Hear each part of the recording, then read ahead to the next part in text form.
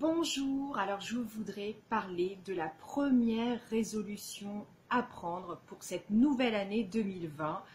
Je vous remercie d'être plus nombreux à vous abonner à la chaîne Positive. Donc je suis Marie-Céline, coach en développement personnel pour plus de bonheur et plus de bonne humeur. Alors toutes les résolutions qu'on a en début d'année, c'est souvent je vais arrêter de fumer, je vais arrêter le sucre, je vais faire du sport, ceci, cela, je vais faire ceci, je vais faire cela.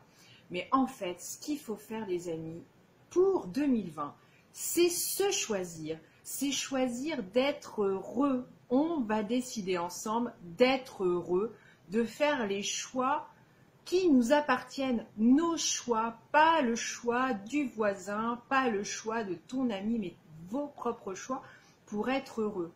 Et pour cela, il va falloir s'écouter et c'est quelque chose qu'on a perdu l'habitude. Donc il va falloir se reprendre en main et écouter son corps, écouter ce qu'il nous demande, écouter ce qu'il a envie de manger, écouter ce qu'il a envie de faire, écouter ses vibrations. Et c'est ça qui est hyper important. Alors l'une des premières techniques pour s'écouter, pour être plus heureux, pour être en phase avec soi-même, je dirais en un, c'est la méditation. C'est une superbe chose que de commencer par la méditation. Alors ça prend quelques minutes, vous n'êtes pas obligé de faire des heures, ni une demi-heure, mais commencez par 1 minute, voire 2, voire 3 minutes de méditation. C'est rien du tout, c'est vraiment se concentrer, voilà, prendre 1 minute pour soi et se concentrer sur sa respiration pendant 1 minute. Voilà, c'est inspirer profondément, gonfler le ventre, expirer. Voilà, pendant 1 minute. 1 minute de votre temps pour être plus heureux. C'est quoi les amis? C'est rien. Donc on va commencer par ça, par la méditation. Voilà. Après, dans un deuxième temps, ce que je peux vous conseiller, c'est de passer plus de temps avec vous-même. Voilà. C'est vraiment l'introspection. Donc là, je ne parle pas de méditation, mais passer plus de temps tout seul, même à s'ennuyer, peu importe, mais passer plus de temps loin du monde, loin du bruit, loin de l'agitation. Et là, ça va vous permettre, même si c'est difficile pour vous de faire ce genre de choses, ça va vous permettre de prendre du recul. Et même si c'est un peu inconfortable, c'est vraiment grâce à ça que vous allez pouvoir vous écouter et voir ce qui est bon ou pas pour vous.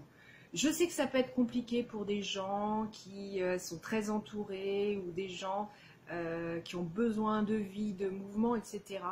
Mais cette prise de recul pour être un petit peu seul à des moments où on ne l'est pas, le week-end, le soir, etc., ça va vous apporter quand même énormément. Peut-être pas tout de suite, pas dans les premiers jours, mais vous allez voir que c'est un facteur essentiel pour s'écouter. D'accord? Donc voilà la deuxième chose. Alors la troisième chose, c'est essayer de se faire du bien. C'est-à-dire, ça commence par quoi se faire du bien? Essayez de manger un peu mieux, essayez de vous écouter, quel aliment vous fait du bien, quel aliment vibre bien, quel aliment est vivant, quel aliment va vous nourrir véritablement. Alors ça passe donc par l'alimentation, après ça va passer par des choix conscients. Est-ce que j'ai envie de faire cette activité? Est-ce que j'ai pas envie de faire cette activité? Est-ce que j'ai envie de voir cette personne ou je me sens obligée de la voir? Est-ce que je me sens bien avec telle personne ou pas? Vous voyez, c'est commencer vraiment à changer un petit peu. Oui, l'alimentation, c'est vrai. Boire un peu plus, essayer de fumer moins, boire un peu moins de café. Essayer de se réguler, d'écouter vraiment ce qu'on a envie, ce qui nous fait du bien. Et c'est essentiel, les amis. Voilà. Alors, merci à vous de vous abonner, de vous commenter et de me suivre. Et je vous dis à très vite. Et on va être de plus en plus heureux et créer nos rêves ensemble. À très vite. Je vous embrasse.